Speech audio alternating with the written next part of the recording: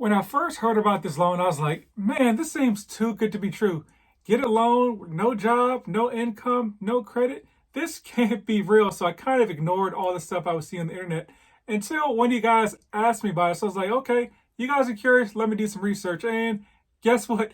It is too good to be true because the people talking about this loan have clearly never read the guidelines. You don't need a job, but you need a lot of other stuff. One huge thing being experience, another thing being a whole lot of money. So in this video, I'm going to actually break down the requirements for a DSCR loan. We're going to cover things like what is it, property types, why is it good for investors, seasoned investors, how it works, what makes a good loan, give you some examples, talk about lenders, loan requirements, some questions you may have in general. So let's talk about it. Let's go. Welcome back to House Rich, the first time homebuyer show where we help millennials figure out how in the world can I buy my first home. Today we're talking about the DSCR loan, debt service coverage ratio. First and foremost, this is not a loan for a first-time homebuyer. This is for seasoned investors. And once we get into the details, you'll understand why. First, you do not actually need a job to buy property with this loan. But you, first-time homebuyer, you need a job to pay your mortgage because you have no experience with rental property. So once again, this is not for you, but feel free to continue through the episode because maybe it's something you can use down the line. Still listening? Let's talk about what a DSCR loan actually is. This is done through non-traditional lending. So I got a lot of information from a company called Visio Lending on their website. So I'm going to read you the definition of a DSCR loan.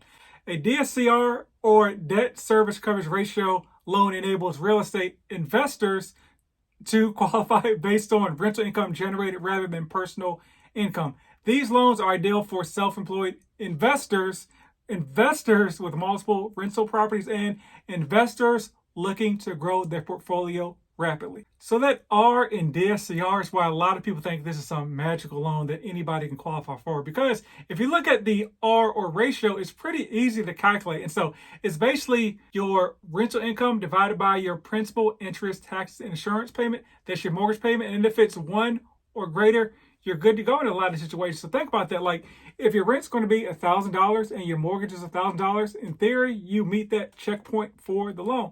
But let's really think about that, right? Because when you rent a property, like there's more expenses than just your rent. Vacancy and maintenance are two basic things you need to account for. If you don't have a renter, your mortgage company doesn't care, the mortgage is still due. And also you're gonna have to fix stuff, of course, in the property. So if your ratio is actually 1-to-1, you're actually in the hole, which once again is why you need a lot of experience for lenders to even consider you for this loan type. Now that was just for single family properties. If you're buying like a commercial property or multifamily property, the ratio they use is your net operating income divided by your annual debt obligation. So your net operating income is basically your rental income plus, other income minus vacancies and operating expenses. So they're factoring in those items if you're looking to buy a multifamily property or commercial property. We'll go over a couple examples now. Here's a single family example. Let's say your mortgage is $1,000 a month. I know where the $1,000 mortgage is at. Just roll with me here. It makes the numbers easy. And let's say that the rent is $1,000 a month on the property. We'll get into how the rent is actually calculated a little bit later. So 1,000, your ratio is 1. Now let's say same $1,000 mortgage, your rent is $1,500. The ratio would be 1.5.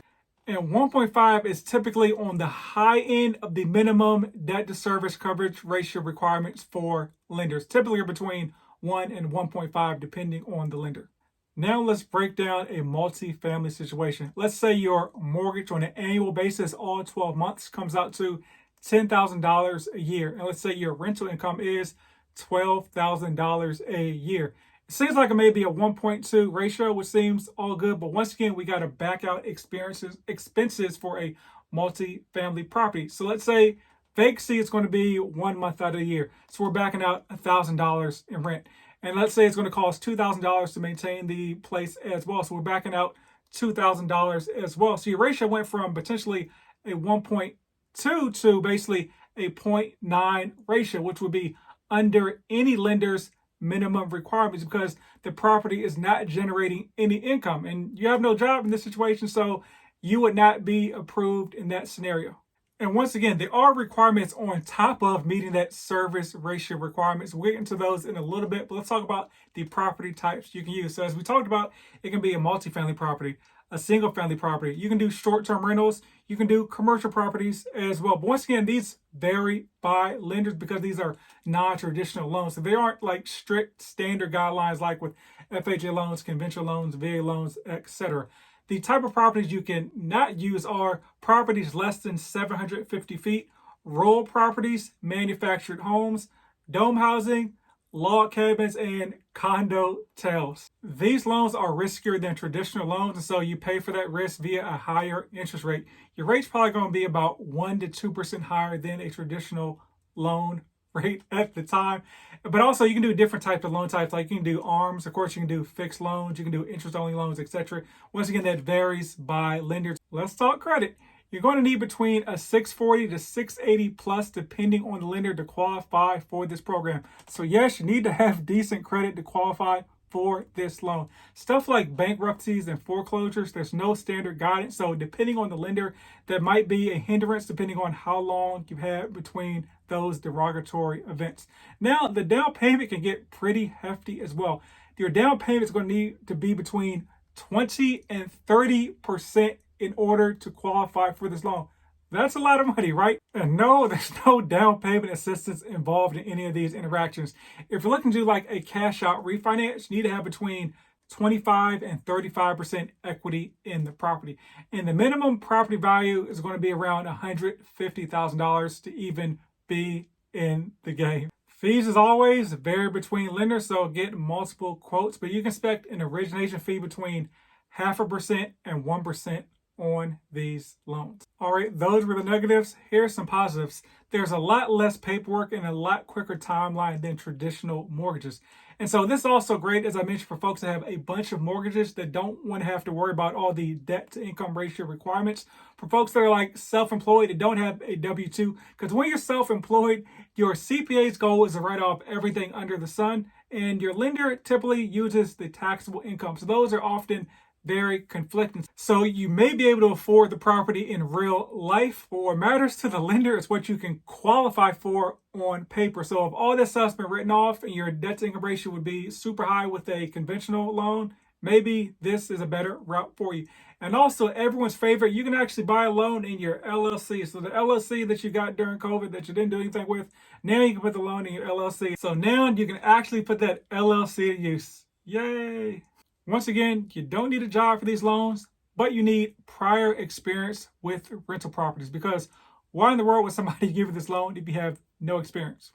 I've talked about some things that could be considered cons previously, but I want to add one more. So a lot of times these loans will have prepayment penalties, meaning that if you pay it off before the maturity date, you'll be penalized financially. Your conventional FHA, VA loans, etc. don't have prepayment penalties. Now let's walk through the process from nothing to getting a loan with this product. First things first, you got to find a lender, right? So once you find a lender, you want to find out their specific requirements in order to qualify for their program. After that, they're going to calculate your ratio based on the property you've selected. All right, you got your ratio figured out, all good. You told the lender you're going to be getting $1,000 of rent. Good to go. Not exactly. The lender's going to verify that via an independent third party known as an appraiser. If you're looking at a single family property, they're going to order a 1007 rent schedule. If you're looking at a multifamily property, it's a 1025 rent schedule where the appraiser determines what the rent should be for that property based on market research. Now, if that's all good to go, you get approved, and yeah, you've got a rental property despite having no job. As you can see, it's a lot more to it than just have no job, walk up to a lender, and somehow get a property.